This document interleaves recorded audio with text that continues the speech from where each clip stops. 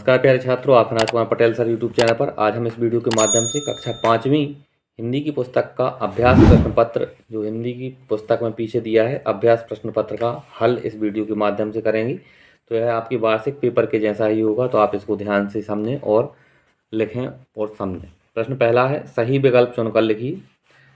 पेड़ों से हमें प्राप्त होता है, तो पेड़ों से हमें फल प्राप्त होते हैं, धूप और पानी नहीं।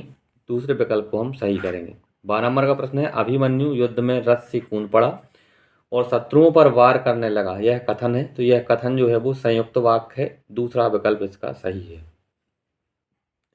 7 नंबर का प्रश्न है, देश के समुद्री तटों और सीमाओं की रक्षा करती है।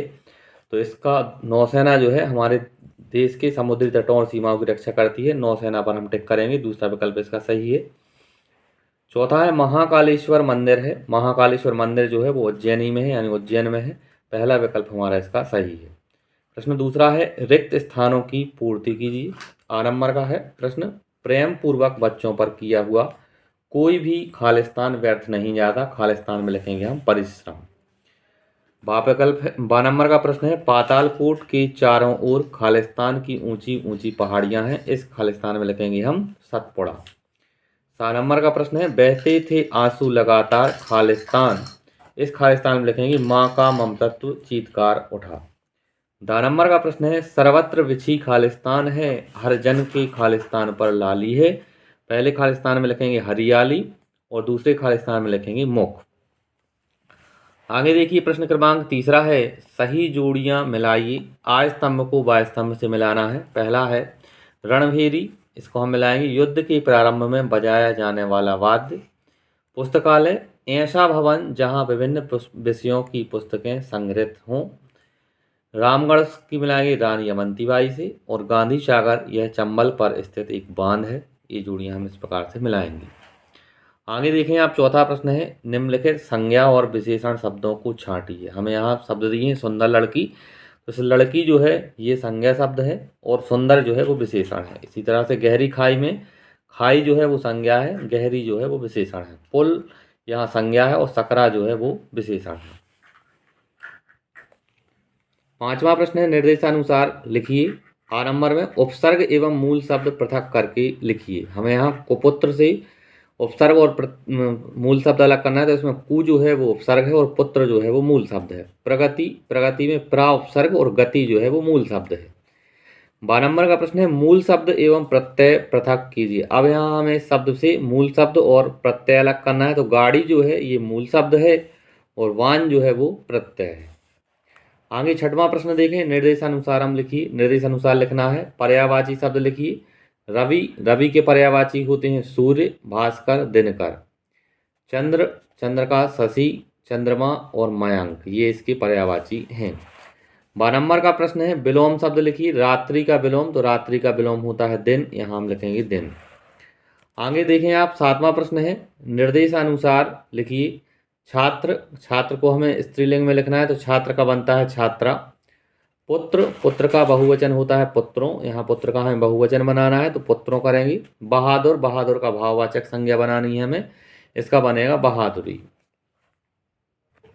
8वां प्रश्न है, निम्नांकित मुहावरों का वाक्यों में प्रयोग कीजिए। यहाँ मुहावरे दिए, सिर ऊंचा करना, इधर उधर की हाँकना और पेट में चूहे कूदना, इनका हमें वाक्य में प्रयोग करना है। पहले मुहावरे का वाक्य में प्रयोग है, कारगिल में भारतीय सैनिकों ने पाकिस्तानी घुसपैठियों को धूल चटाकर देश का सिर ऊंचा कर दिया। दूसरा मुहावरा था, इधर उधर की हाँकना। रमेश अक्सर इधर उधर की हाँकता फिरता है। 11 नंबर का मुहावरा था, पेट में चूहे कूदना। भूख के मारे मेरे पेट में चूहे कूद रहे हैं। प्रश्न क्रमांक 9वां है, देखें। निम्नलिखित प्रश्नों के उत्तर 3 से 5 वाक्य में लिखिए। पहला प्रश्न है, गजनंदन बारात में आकर्षण का केंद्र क्यों बने हुए थे? इसका उत्तर है, विनोदी स्वभाव के बाबू गजनंदन लाल स्वयं के थुल शरीर पर भी खूब मजाक बनाते थे। उनके हंसमुख स्वभाव के चलते ही वह सबके आकर्षण का केंद्र बने हुए थे। आगे है, अगला प्रश्न है, हामिद ने ईद के मेले से चिमटा ही क्यों खरीदा? इसका उत्तर है, हामिद के घर में चिमटा नहीं था, तवे से रोटी उतारते समय अक्सर उसकी दादी के हाथ जल जाते जल जाते थे। हामिद ने यह सोचकर कि चिमटा पाकर दादी प्रसन्न होगी, उसने ईद के मेले से चिमटा खरीद लिया। तीसरा ग नंबर का प्रश्न है, खजुराहो क्यों प्रसिद्ध है? इसका उत्तर है, खजुराहो मध्य प्रदेश का एक अंतर्राष्ट्रीय पर्यटन स्थल है। यह स्थान पत्थर की मूर्तियों और मंदिरों के लिए विश्व भर में प्रसिद्ध है। अगला प्रश्न है घ नंबर का, भारतीय सेना के तीनों अंगों का सर्वोच्च अध्यक्ष कौन होता है? तीनों अंगों के नाम लिखिए। भारतीय सेना के तीनों अंगों के सर्वोच्च अध्यक्ष भारत के राष्ट्रपति होते हैं। तीनों सेनाओं के नाम आप यहाँ देखें।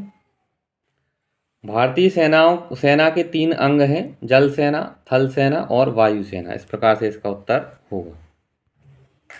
5वां प्रश्न है, बाबा साहब अम्बेडकर ने समाज के विकास और जागरूकता के लिए क्या किया? इसका उत्तर है, बाबा साहब आजीवन सभी लोगों की बराबरी के लिए और दलितों की स्थिति सुधारने के लिए संघर्ष करते रहे।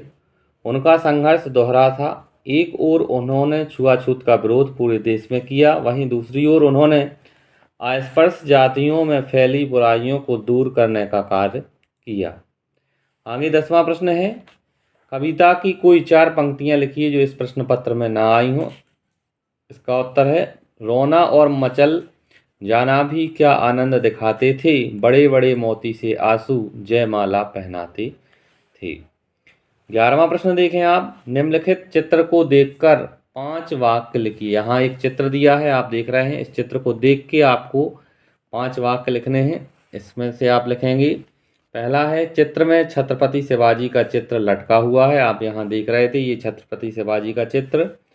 दूसरा वाक्य लिखेंगे, चित्र पर एक माला भी टंगी है। तीसरा वाक्य, चित्र के समक्ष नीचे एक दीपक जल रहा है। चौथा है, लोग उन्हें पुष्पांजलि दे रहे हैं। और 5वां है, जन समूह हाथ ऊपर करके उनकी जय जयकार कर रहा है।